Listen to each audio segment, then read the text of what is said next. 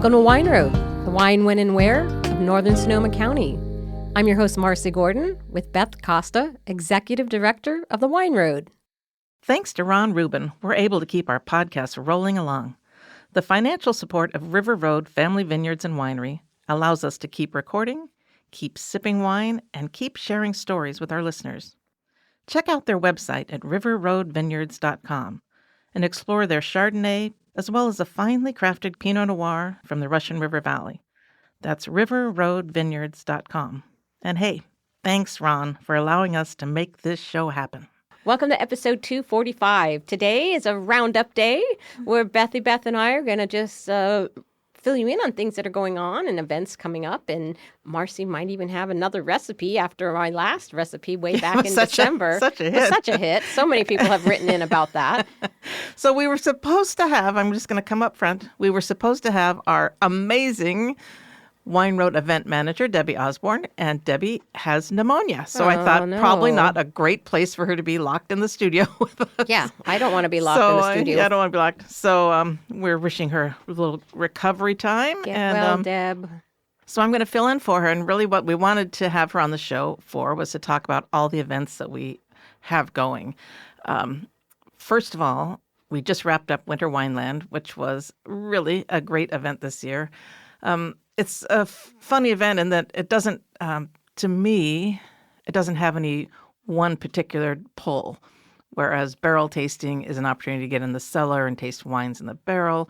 Wine and Food Affair is a recipe at each winery. And Winter Wineland is just like, I think it really is a success because people are just tired after the holidays. And so they can come with their friends to Winter Wineland and just enjoy a really great wine weekend with no other big, huge expectations. I think that people are loving it. So we wrapped up Winter Wineland, and right now we're getting ready for our next wine trail, which is February 15th. February 14th. It's actually on Valentine's Day. And the wine trails, we started them a couple of years ago. They're one-day events. They're $50 a person. Super low-key. You order your ticket online. You have your ticket on your phone, and you just show it at each winery that you visit. Got about 30 wineries participating, and we're calling this our Wine Love Wine Trail. And, wineries are going to have, cute little conversation hearts out and Hershey candies, kisses, and it's just a fun weekend. Yum. So fun that yum. is February 14th.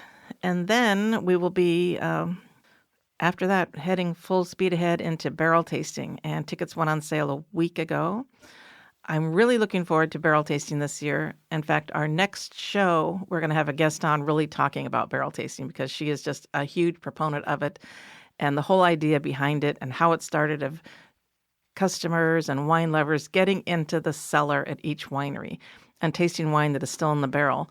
And it is a unique experience. And I feel like we keep talking about it, but we still have people that come and are surprised at what they're tasting. They're surprised that they're going into the cellar, and they're surprised that the wine is not able to be purchased that day, that it's still in the barrel. And they're not thinking about the name of the event, barrel tasting. Yeah. So you're tasting the wine right there. And what's cool about it is in most cases, the winemaker will be there. And if they're a winery that is also buying from various growers, oftentimes they have the grower there because maybe one of the barrels is from, Marcy's vineyard. So Marcy would be there talking about it. So if you're just kind of new to tasting wine, it's a really fun opportunity. It's not, some heavy educational experience. It's just fun. It's a cool opportunity to get in there, taste wine that's still in the barrel. You're doing what a winemaker does throughout the year. They're barrel aging their wine and they're tasting it, weekly or every couple of weeks to see how it's evolving in the barrel. So that's an opportunity that you are getting when you come to barrel tasting. And then a lot of wineries will be pouring a certain vineyard that's in the barrel, but then in the tasting room, they will have that current vintage that's bottled. So you can kind of see how it is in the barrel, and then you can see how it is as the current vintage. So it's really cool. It really is the signature event for the Wine Road. We're celebrating the 50th anniversary of the Wine Road. 50. And this is the 48th year of barrel tasting. No, it's steeped in tradition, this event. And we've never not had it. It started, 2 years in as the Wine Road, and then they started barrel tasting. We did it in 2020, just prior to COVID. And then following year, 2021, we did it when wineries were allowed to do reservation only and limited tasting. We still did barrel tasting. So we've never not missed done it. Here, that's cool. It's a super big deal. It really is the longest running wine event in California. And I've tried to research that. I find nothing that's been longer than 48 years. So also in celebration of our 50th anniversary, we are rolling back the price to barrel tasting to $50 for the weekend, which is huge. I think last year it was $95. Wow. And when we did reservations only and after COVID, it was crazy. I think it was $150. So it's $50 for the weekend. There's no Sunday only or no other kinds of tickets. What a deal. It's $50.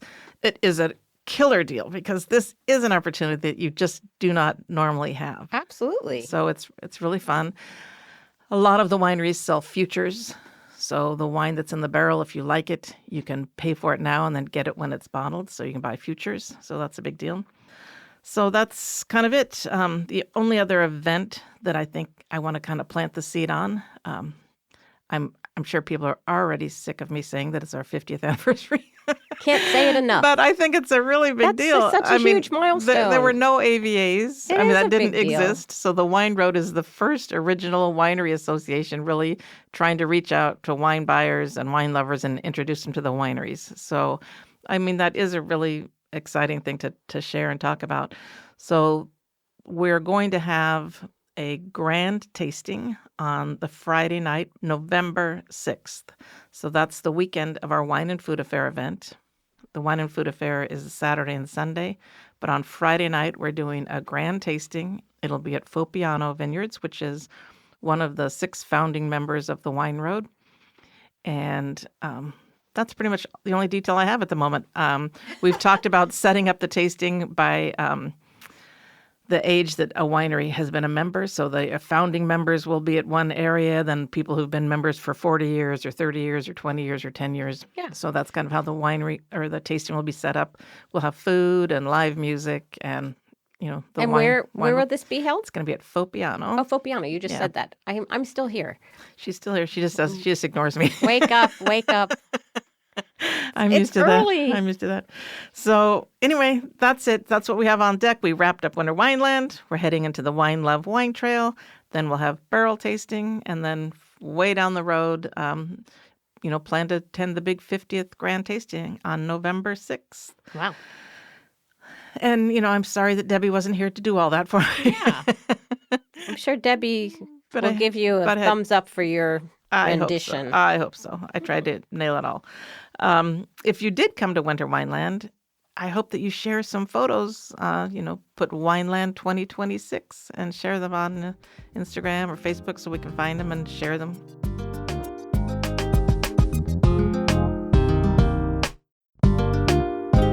Marcy, did you bring any books? It looks like you have I a do. little stash I there. I haven't had a wine book in quite a while. I know. But this is a book that I really love this book because it's narrative. A lot of our books that you like have pictures. I like the picture books. You like the big picture books, but this is more narrative. It's called Vines in a Cold Climate, The People Behind the English Wine Revolution. And it's by Henry Jeffries. And I know a lot of people don't like to hear this, but climate change has the truly sparkling changed. wines in England Yes. English sparkling wine is phenomenal. It really is. And this is the story of how a place that it was almost a joke, like, oh, your wine's from England. I don't think so. But now it really has become a huge industry. The sparkling wine, can rival champagne. Yes. And it's fantastic. And it talks about how just some scrappy individuals decided, I'm going to grow wine. Let's see what happens. And then it brought in money and the bigger entities are playing in the game as well. But it's just more about having a vision, people saying, yeah, let's give it a try and maybe this will work. And look at the U.S. There's wine grown everywhere. Right. And so, but I love the book because it's narrative. It reads very much like a novel in a way. It's a good story. It's very exciting and it's great. And years ago, I was in Latvia, which is very, very far north. And my friends took me to a guy who was planted one row of every single grape. He had like oh my gosh, 75 rows to just see what might work. And the first thing he said to me is, climate change is my friend. Oh, yeah. Because he felt that this was knowing as the change, even being that far north, because they have so much daylight in the summer because of the declination of the sun. But they, and it was really interesting when we were trying the different groups. So he was just doing this experiment. And so that was years ago. I really need to get back in touch with what worked. What's happening, Like what happened. I'm sure it's coming along because where we used to grow grapes is changing. And where we can grow grapes is becoming real wide open. Yeah. So I recommend it. It's very interesting. It's a fun read. It's called Vines in a Cold Climate. We'll put a link in the show note.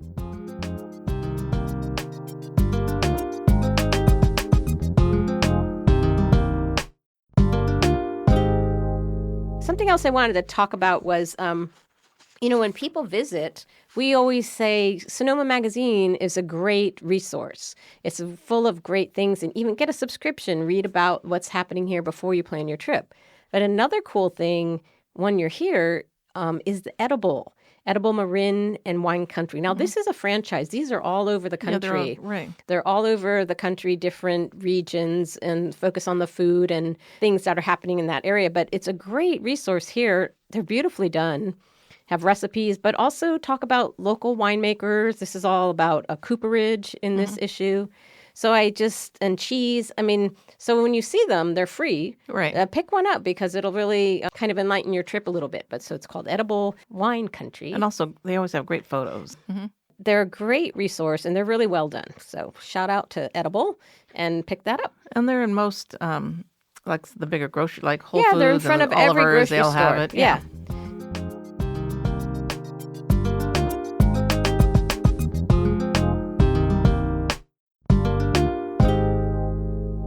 Okay, and then, everyone's favorite, a recipe from Marcy. We're going to do a fast five with Marcy. All right, I can't believe you're to let me do this again, but this one's easier.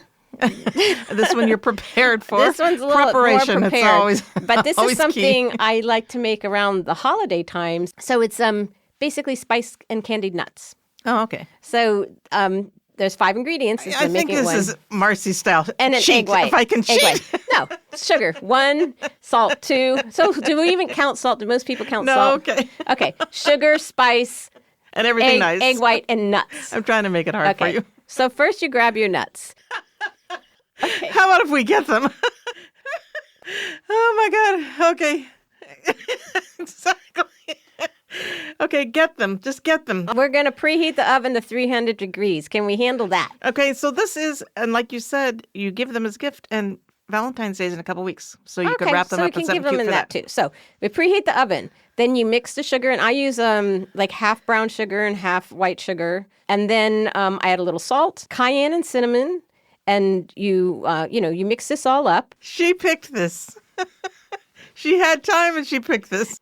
Oh, and most importantly, we're going to add the little egg white because the egg white helps it adhere. So you must have to do the egg white first.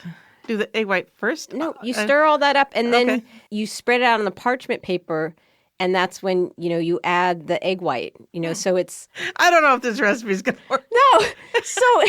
It's so darn easy. You sprinkle the nuts with sugar. That's what she said. You toss it with the egg white, and then you put it in the sheet pan on parchment paper, and you bake. And then you remove them from the oven, and you separate the nuts because when they cool, they kind of clump together. Put a ribbon around it. It's really nice, and they're really good. And I don't know why this is so funny. Oh, my God. Okay, I think the recipe is easy enough. I think we have to start at the top. So preheat the oven to 300 degrees. Then you mix the sugar and the spice. Beat the egg and add a little water to make it frothy. Stir everything evenly to coat. And then you spread them out on a sheet pan with parchment paper. And you bake for 30 minutes. Okay, so you've dumped the nuts in the egg wash. and then spread it out, and then you put the sugary stuff on top. Sounds delish. Wrap them with a bow. You put a big red bow and a nice Valentine treat. I love it. Okay, so I think that's it. Thanks for listening. We'll put that recipe in the show notes. And anything else, Mars? No. Okay, happy Valentine's Day to everyone. February 14th. My anniversary. Today's my anniversary. Really? Yeah. Wow. I know, 49 years. 49? I was a child bride. That's impossible. Okay, see you along the Rhine Road. Thanks.